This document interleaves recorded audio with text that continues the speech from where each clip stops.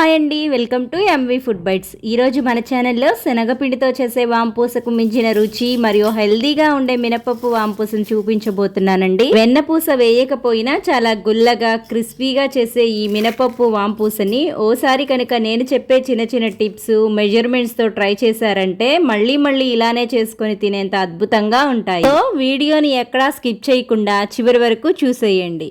దీనికోసం ముందుగా కప్పు మినపప్పుని 2 గంటలు నానబెట్టి వాటర్ ఏమీ లేకుండా ఇలా వడగిన్నెలో వేసుకొని ఇప్పుడు వీటిని కుక్కర్లో వేసి కప్పు మినపప్పుకి 2 కప్పుల వాటర్ పోసి మీడియం ఫ్లేమ్ మీద 3 విజిల్స్ వచ్చే వరకు ఉడికించాలి. ఉడికి ప్రెషర్ పోయేలోపు మనం మినపప్పు వాంపూసకి తప్పకుండా వేయవలసిన పెద్ద సైజు వెల్లుల్లిని రెమ్మలుగా ఒలిచి పొట్టు తీసి మిక్సర్ జార్లో వేసి ఫస్ట్ ఒకసారి కోర్స్గా బ్లెండ్ చేసుకొని తర్వాత కొద్దిగా వాటర్ వేసి మెత్తని పేస్ట్ లాగా మిక్సీ పట్టుకోవాలి.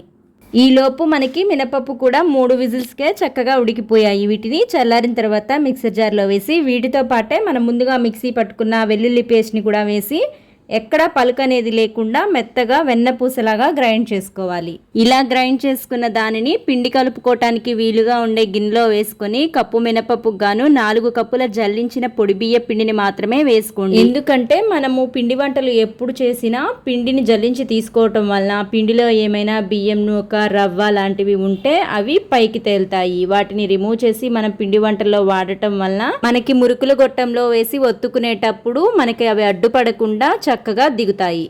ఇందులోకి రుచికి సరిపడా ఉప్పు, 2 టేబుల్ స్పూన్ల వాము పొడి మాత్రమే వేసుకోండి. అలాగే 2 టీ స్పూన్ల కారము, 1 టీ స్పూన్ పసుపుని కూడా వేసి అంతా బాగా కలిసేలా కలిపి ఇలా కలుపుతున్నప్పుడే కొద్దిగా నీళ్ళని పోసుకుంటూ మరీ పలచగా కాకుండా చలిమిడి ముద్దలాగా కలుపుకోండి.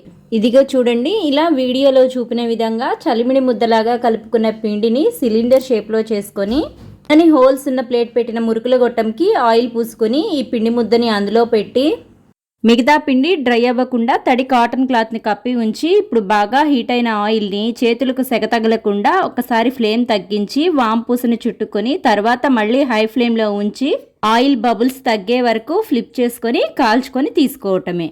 అయితే ఈ వాంపూసని ఎప్పుడు హై ఫ్లేమ్ మీదే కాల్చుకోవాలండి. మీడియంలో కానీ సిమ్లో కానీ ఉంచి కాల్చకూడదు. అలా చేస్తే ఆయిల్ పీల్ చేస్తాయి. ఇంకా మన ఛానల్లో పెసరపప్పుతో చేసిన రిబ్బన్ పకోడీ రెసిపీ కూడా ఉందండి. డిస్క్రిప్షన్లో లింక్ ఇస్తాను, ఇంట్రెస్ట్ ఉన్న వాళ్ళు చూసేయండి. ఎటువంటి గ్యాస్ట్రిక్ ప్రాబ్లమ్స్, అజీర్తి లాంటి సమస్యలు లేని ఈ మినపప్పు వాంపూసని మీరు కూడా ట్రై చేయండి. అలాగే మీకు ఈ రెసిపీ గురించి ఏమైనా డౌట్స్ ఉన్నా, మీకు ఏమైనా రెసిపీస్ కావాలన్నా కామెంట్లో చెప్పండి. ఇలాంటి మరిన్ని సింపుల్ అండ్ క్విక్ రెసిపీస్ కోసం మన ఎంవి ఫుడ్ బైట్స్ ఛానల్ని సబ్స్క్రైబ్ చేసి ఫాలో అవ్వండి.